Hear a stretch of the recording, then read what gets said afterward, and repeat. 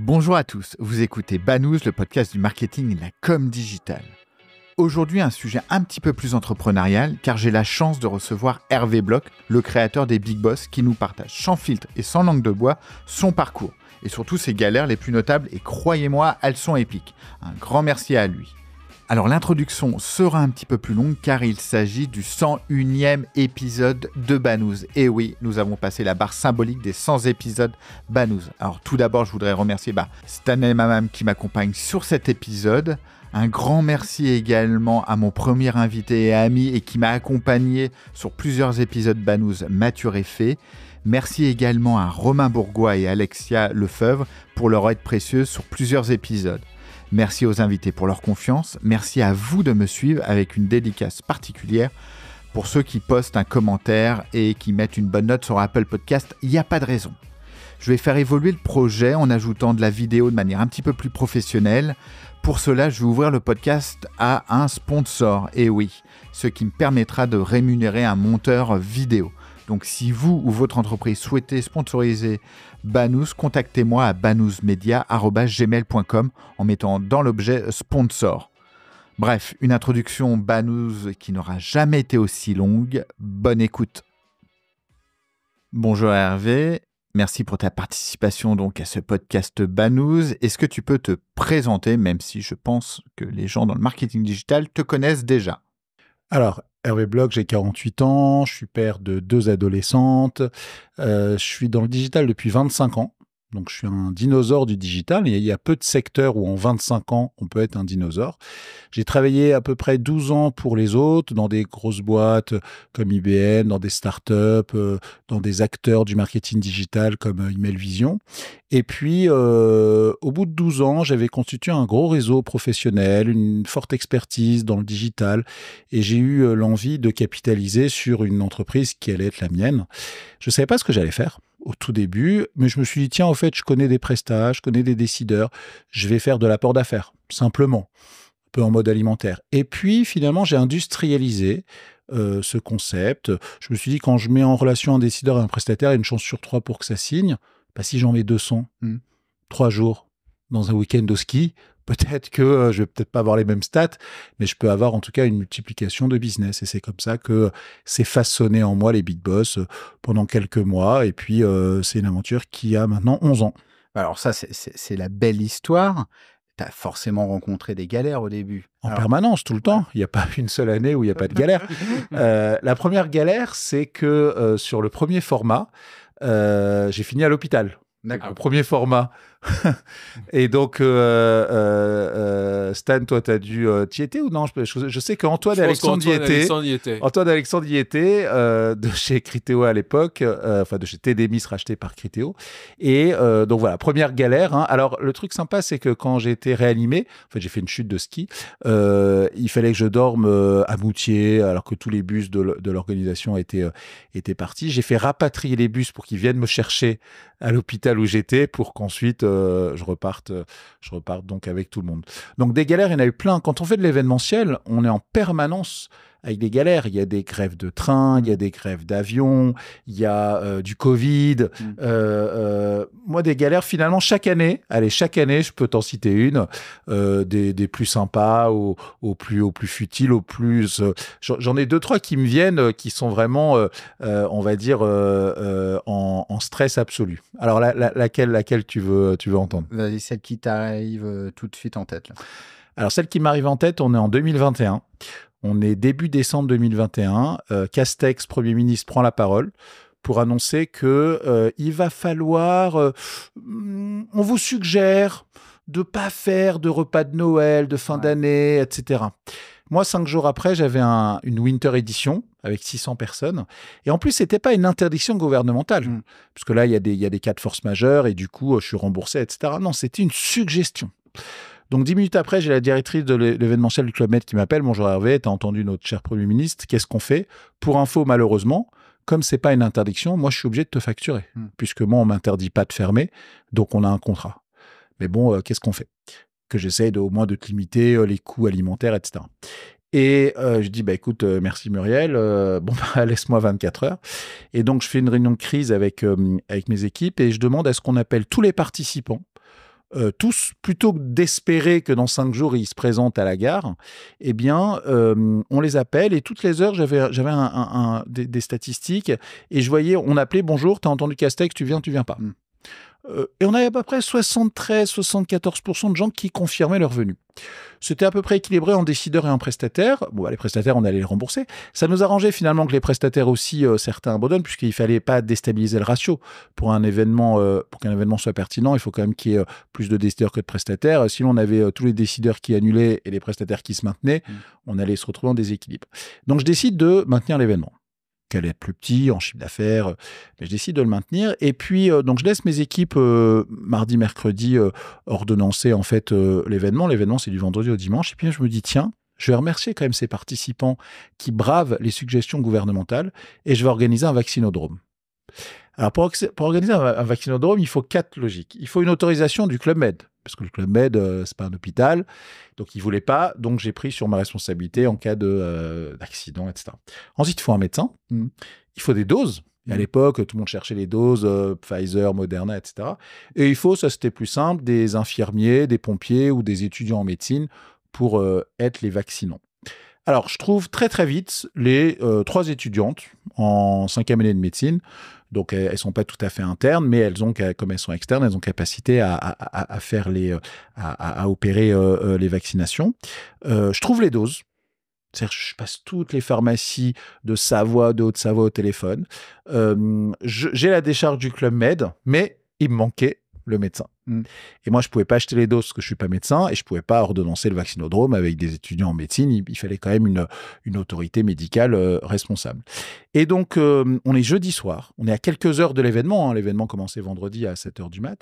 Et j'ai un de mes collaborateurs qui m'entendait galérer depuis 2 jours. Il est dans le bureau à côté de moi. Il me dit, au fait, tu sais, j'ai pas pensé, mais moi, mon beau-père, donc le père de ma femme, il est ophtalmo. Mais vas-y, appelle ton beau-père, pourquoi tu me vois galérer depuis 2 jours? Et donc, il appelle, bon, écoute, voilà, il a vu que ça allait me rendre service, qu'il allait pouvoir rendre service à son gendre, donc un peu à sa femme aussi, à sa fille, je veux dire. Et donc il décide de prendre la responsabilité, il achète les doses, il supervise la vaccination. On a vacciné 189 personnes, bien sûr, sur la base du volontariat. C'était un remerciement à tous ces participants qui avaient accepté de maintenir leur engagement. Ça prouve que tu arrives à retomber sur tes pattes facilement. Mais justement, moi, ce qui m'intéresse, c'est avant tout ça, en fait. Finalement, lorsque tu as lancé au début ton business et que personne ne te connaissait, alors, je pense, je perçois ce que tu vas me dire, parce que tu avais, comme toi, c'est un business d'œuf et de la poule, c'est-à-dire qu'il te faut des clients et en même temps des prestats. Mais dans ton carnet d'adresses, tu l'avais déjà. Alors, je pense que, mais pour lancer les Big Boss, au début, je pense qu'il y avait des gens qui n'y croyaient pas. Tous. Comment tu as fait justement pour te lancer dans cette aventure, en fait?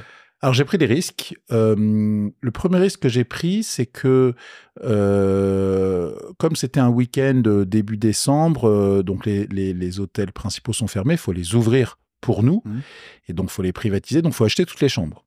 Et donc, je me rappelle, mon partenaire, justement, logistique, c'était Travelski, Yariv Abessera, qui, lui, voulait m'aider parce qu'il voulait utiliser l'aura de cet événement pour capitaliser dans le digital. Et puis, moi, j'avais un expert de la montagne. Et donc, il me dit, Hervé, bonne nouvelle, je t'ai trouvé un hôtel, l'hôtel Mercure Belleplagne, 150 chambres. Par contre, si vous êtes que 120, tu paieras les 150, parce que on fait ouvrir l'hôtel pour toi. On était finalement 189. Du coup, j'ai galéré, j'ai demandé aux gens d'être en chambre double, j'ai pris des petits studios Airbnb autour. Alors ça, c'était la première galère. Et la deuxième galère, c'est que il n'était pas rentable, l'événement. Parce que moi, j'avais un petit fixe que je faisais payer aux prestataires et ensuite, il y avait un pourcentage sur les deals qu'ils allaient effectivement signer. Et donc, au jour de l'événement, c'était pas rentable. Mais dans les mois qui ont suivi, je me rappelle de 2 gros deals qu'on signait. Un deal de 800 000 € sur lequel on avait une rémunération de 10% et un deal à 323 000 € avec aussi 10%. Donc, on avait déjà plus de 100 000 € sur ces 2 deals qui ont pu nous faire passer le seuil de rentabilité. Et donc, au jour J de l'événement, j'étais pas rentable, mais j'avais déjà constitué un terreau, une capacité à générer du revenu complémentaire. Ok. Stanley, est-ce que tu as un truc à dire? Ouais, il y a... Déjà, tu as une très bonne mémoire. Je suis impressionné. Et non, bon point, si on va dire, on garde cette structure de partir des premières galères pour arriver... Alors là, on a fait un saut dans le temps avec la pandémie. Mon point, c'est peut-être comment est-ce que tu as réussi aussi, est-ce que tu as eu des galères sur la construction de ta marque? Parce que les Big Boss, aujourd'hui, c'est une marque dans le digital. Moi, ça fait 15 ans que je travaille dans le digital. Tout le monde connaît les Big Boss dans notre industrie. Donc, est-ce que tu as eu des galères à asseoir cette marque? Comment est-ce que tu as réussi à surmonter ce challenge, justement, de vraiment faire décoller Alors, ce qui est très intéressant, c'est qu'au tout départ, ça s'appelait les Big Boss font du ski, en hommage aux bronzés font du ski, avec un logo jaune, on reconnaissait la fonte jaune un peu grossière, des grosses lettres, etc. Et puis, à un moment donné, moi, c'était une idée folle au départ, et ça a pris. Mais ça a pris tellement que la marque devenait même un danger. En tout cas, le logo jaune un peu. Donc, au lieu de l'appeler fond du ski, on l'a appelé Winter Edition, puis Summer Edition. Donc, on l'a un peu corporatisé. Et même le logo lui-même, si on voit celui qui était jaune un peu du départ et celui très sobre, on a l'impression que c'est une fonte écrite très sobre. Elle a permis comme ça d'institutionnaliser la marque et de corporatiser la marque.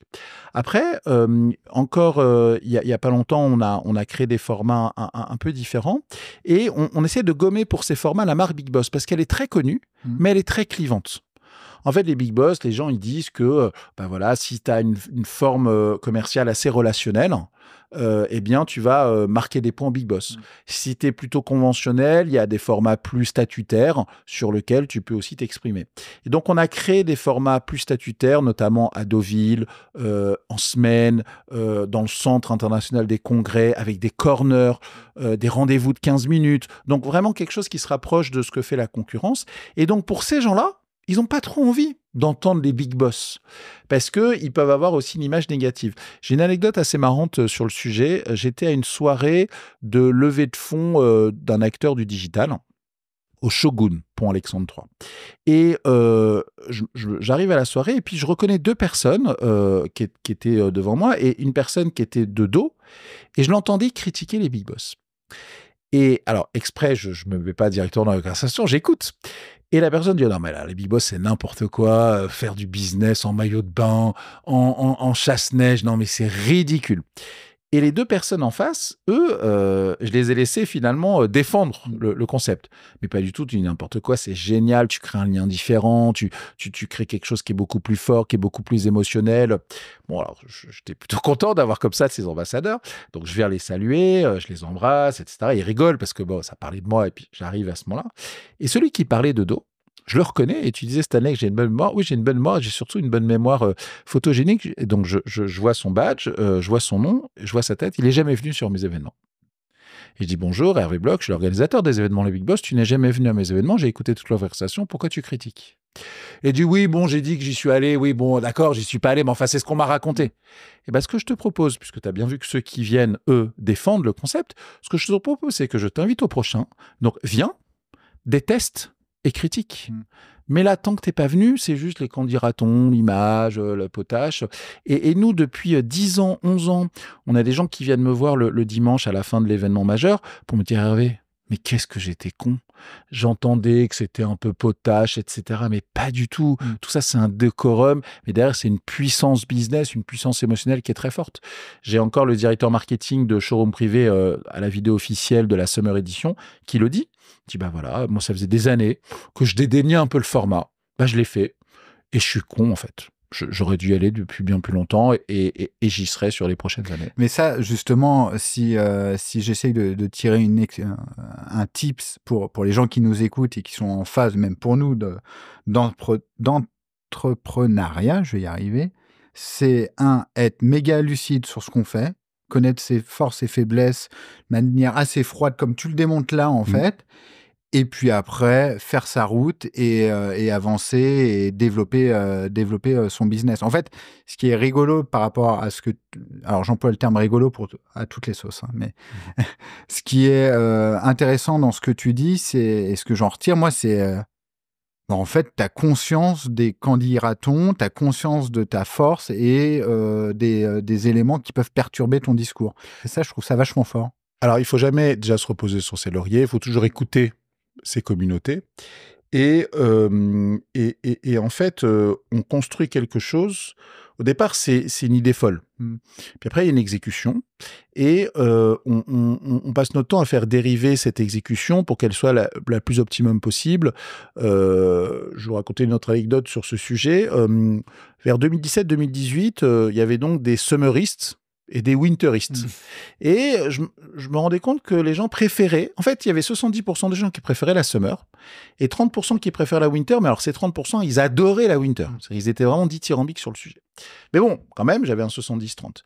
Et donc, quand je creusais un peu, les winteristes, ils me disaient que c'était génial quand ils allaient au ski avec des prospects, ça devenait leurs potes. Alors que les summeristes disaient, mais attends, moi, si je skie avec quelqu'un qui est pas très intéressant, bah, finalement, il y a que le vendredi pour m'exprimer au niveau business, donc je perds des occasions d'échange. Alors qu'à la summer, bah, comme on peut se balader partout sur le resort, on multiplie les contacts. Et donc, je décide, je me rappelle, c'était sur 2018 ou 2019 sur New Winter, j'annonce pendant l'événement que finalement, on va skier, non pas le samedi matin, mais le samedi après-midi. Et que le samedi matin va être finalement un second round de rendez-vous business. Et donc là, j'ai des décideurs qui viennent me voir. Non mais Hervé, c'est n'importe quoi. En plus, regarde la météo, le samedi matin, il fait beau. Donc, fais pas cette connerie, machin. Bon, j'ai dit, écoutez, faites confiance à l'organisation, respectez l'organisation, respectez le format. Et j'ai une presta, donc un sponsor, un client, qui vient me voir, qui me dit, Hervé, t'as rien compris à ton événement. Moi, je fais beaucoup plus de business sur les pistes de ski que dans des rendez-vous complémentaires. Je fais oui, Gwenaël, c'est vrai, toi.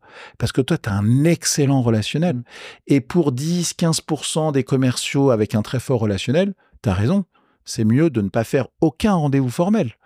Par contre, pour la majorité des commerciaux, et encore plus post-Covid, encore plus post-growth hacking, où maintenant les commerciaux, ils n'ont plus qu'à répondre à des gens qui ont un projet. On n'est plus dans les commerciaux, Stan, que tu as vécu, où on est là, on convainc, on a envie, on détecte un besoin, on explique.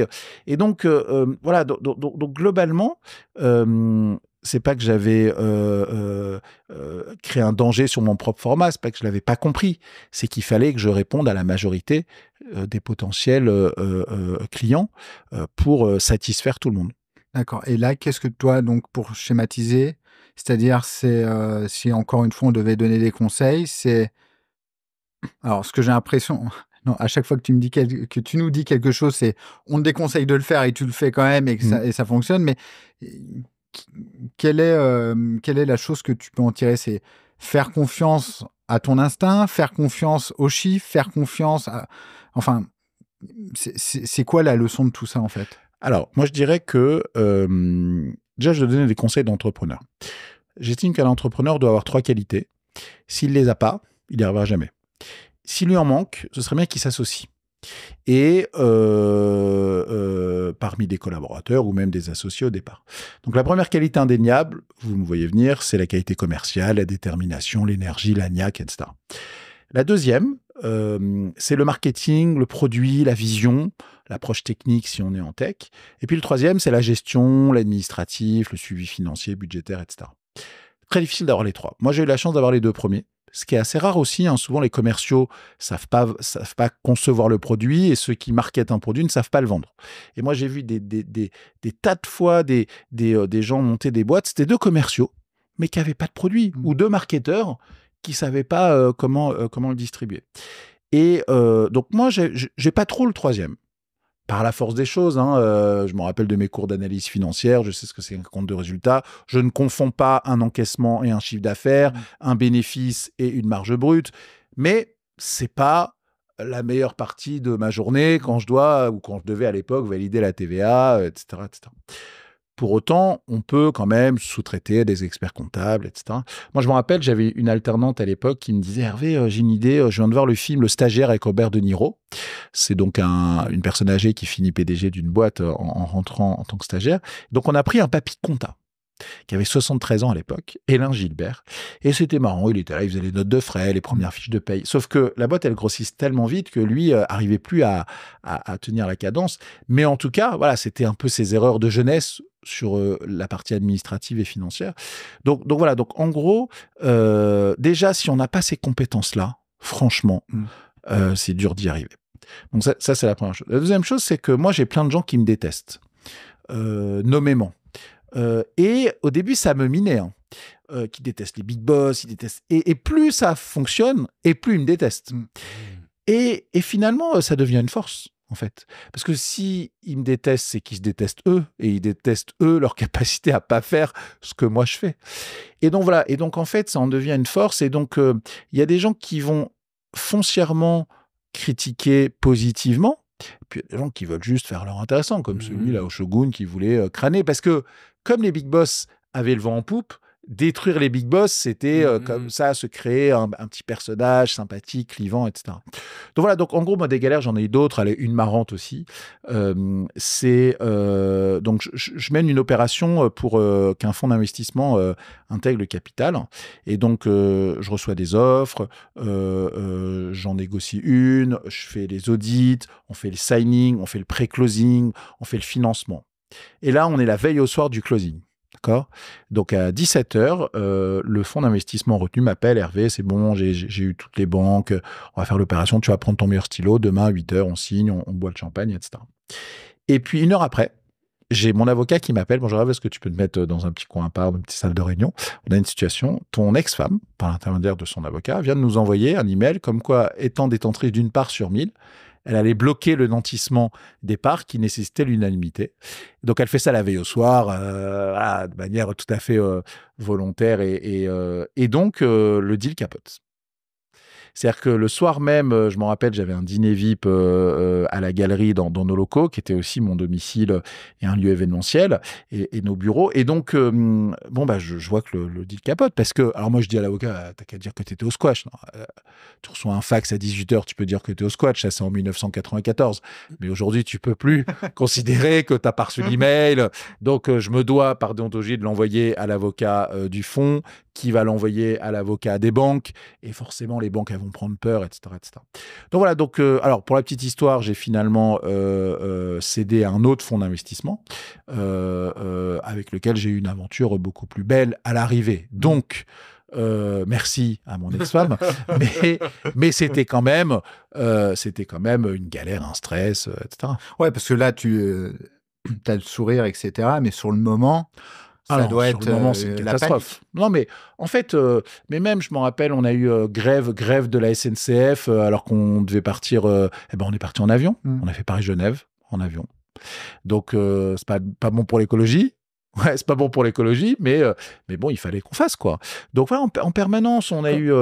Comment, justement, tu arrives à garder ce driver et comment tu arrives à te lever le matin et à te dire non mais là il y a trop de galères, je reste couché, enfin tu vois ce que je veux dire, parce que là toujours avec le recul on refait le match, c'est rigolo après, mais sur le moment sur le moment c'était pas rigolo, mais c'est vrai que non, mais en fait moi j'apprends à mes filles le verre à moitié plein et le verre à moitié vide. Faut toujours avoir le verre à moitié plein. C'est-à-dire que en gros bien sûr qu'il y a des galères, mais on a eu des réussites de dingue, on a testé des trucs, enfin le Covid, c'était quand même un truc de dingue. 3-4 jours avant que l'Italie se confine, on avait un événement comme marketing, tout le monde en parlait. Ah bon, est-ce que c'est peut-être le dernier événement ? En plus, la France n'avait pas de masque, etc. Bon, moi, j'avais encore 19 événements à exécuter. Tout d'un coup, je rencontre une société qui peut digitaliser l'événement. Je finis par les racheter. Voilà, c'est maintenant mes partenaires. Donc en fait, faut toujours voir dans une galère une opportunité. Et plutôt que de s'effondrer, etc. Moi, on dit toujours qu'un entrepreneur, c'est quelqu'un qui a eu beaucoup d'échecs avant de réussir. Moi, les Big Boss, c'est ma première société. Mais par contre, j'ai eu quelques sujets privés, personnels, un peu douloureux. Et donc ça m'a donné une force. J'ai perdu ma mère, j'avais 27 ans. Donc en gros, ça m'a donné une force incommensurable. Pour braver tout ce qui peut être sur la route d'un entrepreneur. Stanley ? Ouais, non, moi je trouve que c'est une leçon d'optimisme en fait. Et je crois que c'est une qualité essentielle aussi dans l'entrepreneuriat, c'est d'avoir cette résilience. On parle beaucoup de résilience. Moi je préfère le mot optimisme. Et pour affronter justement ces moments-là, et toutes tes anecdotes qui sont toutes plus cool les unes que les autres, elles révèlent cette capacité à être toujours dans le positif, dans l'optimisme, à affronter les choses et à les retourner en ta faveur. Et ça, je trouve que c'est fort et inspirant, en tout cas. Non, après, voilà, je pense que dans ce métier d'événementiel, j'ai l'impression que t'es un expert en galère, en fait. C'est ça. Alors, en 2020, il paraît, hein, j'ai su après, que j'avais une réputation, on m'a appelé le lion de l'événementiel. C'est bien, j'aime bien, je prends cette qualité. C'est vrai que nous, on a fait plusieurs millions d'EBITDA l'année 2020. Parce qu'on a su digitaliser très vite, etc. Bien sûr, dès que l'événementiel en présentiel a pu repartir, on est reparti en présentiel, en gardant quand même un savoir-faire digital, mais c'est quand même le présentiel qui nous anime. Et donc, oui, de toute façon, un entrepreneur, même dans le tourisme, chaque année, il se passe un truc, un nuage, des attentats, des crises climatiques, etc., des guerres. Donc voilà, donc en fait, il faut gérer avec intelligence, avec calme. Et puis au final, on y arrive et on est très content, très heureux. J'ai une dernière question. La Hidalgo, elle aurait dû t'appeler pour les JO. Pour organiser les événements. Elle m'a pas appelé pour tester l'eau de la Seine, heureusement, parce que enfin ça c'est honteux, hein, 1,4 milliard. Elle me les aurait donné le 1,4 milliard, j'aurais fait mieux, hein, j'aurais fait autre chose.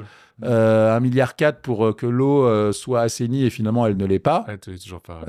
C'est quand même pas fou, quoi.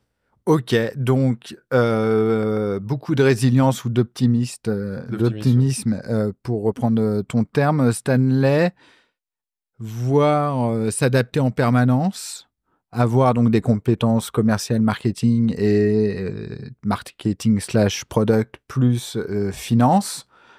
Est-ce que tu as d'autres choses ? Alors, une chose importante, c'est les gens qui nous entourent. Parce que moi, j'ai eu une très bonne idée, hein. C'est vrai. Mais j'ai surtout eu des collaborateurs, certains sont là depuis Camille Dumont, elle est arrivée il y a 10 ans. Elle était stagiaire, puis alternante, puis salariée, puis manager, puis directrice, puis associée. Il y a 8 ans, j'ai un alternant commercial qui est arrivé. Il a été commercial, directeur associé. D'ailleurs, maintenant, ils se marient les deux. Ils se marient cet été. Ça, c'est marrant pour la petite histoire. Non, voilà, tout ça pour dire que, par exemple, Camille, elle faisait toute la partie logistique opérationnelle. Et moi, je suis nul sur ces sujets. Moi, je ne sais même pas monter un meuble Ikea, je ne sais rien faire. Donc, de l'avoir quand même à mes côtés dès le début, pour qu'elle prenne tous ces sujets-là et que moi, je me concentre sur les sujets business, animation, communauté, etc., c'était quand même une grande force. Que Vincent prenne les sujets commerciaux pour décupler avec moi, qu'on constitue une équipe commerciale, etc., tout ça, c'est important. Et donc, ma grande fierté, c'est qu'en 2019, quand le fonds d'investissement est rentré au capital, il m'a proposé d'identifier 5-6 managers clés pour donner ce qu'on appelle un management package. Finalement, j'ai un peu tordu le système, j'ai élargi à 42 personnes. Et ces 42 personnes ont misé des tickets entre 1 000 et 15 000 euros et ils ont démultiplié significativement ces sommes. On parle d'un investissement qui est 100 fois supérieur à l'assurance vie, un rendement qui est 100 fois supérieur à l'assurance vie. Et je suis très fier que ces gens aient pu gagner plusieurs dizaines de milliers, plusieurs centaines de milliers d'euros pour certains. Et donc, voilà, ça fait partie de l'aventure aussi entrepreneuriale. Ça, ce que tu dis, en gros, c'est au bout d'un moment, il faut miser sur ses compétences et pas essayer de se taper la tête contre un mur en permanence sur quelque chose qu'on n'arrive pas à faire. Dans ce cas-là, il faut déléguer, en fait. En fait, alors, tout le monde dit, Steve Jobs, etc., qu'il faut recruter des gens meilleurs que soi. Moi, sur certains sujets, j'ai des équipes qui sont meilleures que moi. Il faut aussi que je sois meilleur qu'elles sur certains points, parce qu'il faut aussi que eux aient cette valeur d'exemple, etc., de vouloir être meilleur que moi. Enfin, il y a un côté challenging positif. Et donc, il faut pas recruter des incompétents. Il faut valoriser la compétence. Moi, mes paris, souvent, ça a été de prendre des gens qui étaient soit en premier job, soit en deuxième job, et de les faire monter tous. Je pense que parmi les 40 premiers collaborateurs, ils sont tous à des postes de manager pour la première fois de leur vie. Et donc, finalement, ils sont rentrés, je prends l'exemple de mon DAF, il est rentré, il était gestionnaire administratif et comptable. Aujourd'hui, il est DAF Group. Camille, elle était stagiaire aux opérations, elle est directrice associée aux opérations. Donc c'est sûr que leur parcours au sein des Big Boss a créé une employabilité très forte pour leur parcours futur. Eh bien, écoute, c'est très inspirant, en tout cas, tout ce que tu dis, et c'est très, alors je sais pas, rafraîchissant, en fait, parce que lorsque tu expliques les choses, ça a l'air facile, on se dit, bon, ok. J'ai une phrase là-dessus, c'est « It's easy, but not simple ». Ouais. Exactement. Exactement. Donc, est-ce que tu as... Je pense que tu as quand même... Est-ce que tu as des bouquins, des podcasts, des vidéos de... Comment toi, tu arrives à aiguiser, en fait... Je vais la refaire. Pardon. Oui, ça sera tout coupé. Je m'auto-coupe. Ça met toujours à l'aise les invités, parce que la personne qui bafouille le plus, c'est toujours moi, en fait. Non. Est-ce que tu as des ressources pour progresser, en fait ? Alors, déjà, j'ai certains films que j'aime beaucoup. Itinéraire d'un enfant gâté. Vous vous rappelez ce film ? Claude Lelouch, Anconina, Belmondo. Ouais.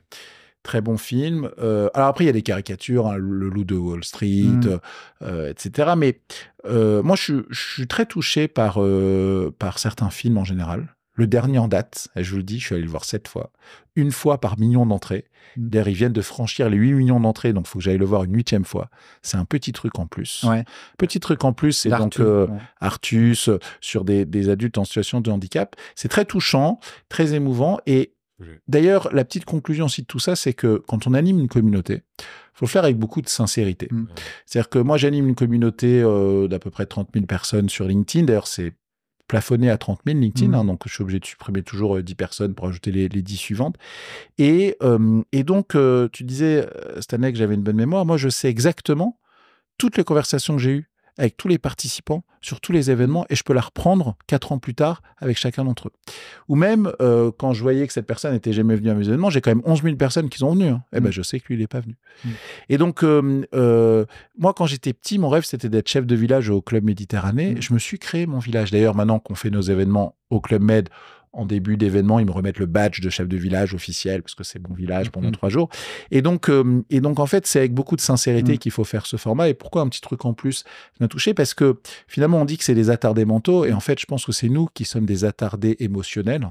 Et eux nous font comprendre que certes, on a besoin comme ça de vivre en société, d'avoir un mental fort, mais on a perdu aussi toutes nos émotions. Et animer une communauté business, créer des moments forts, c'est créer de l'émotion en vue de faire du business, mais c'est ça que j'ai un peu théorisé et rendu pratique à travers les événements, les Big Boss. Merci beaucoup Hervé. Merci. Merci beaucoup. Merci d'avoir écouté cet épisode de Banous. N'oubliez pas, votre aide nous est précieuse. En likant, en partageant, en mettant 5 étoiles sur iTunes, vous nous aidez à développer ce side project. Et retrouvez-nous sur le site banous.com, banous, B-A-2-N-O-U-Z-E.com. À bientôt.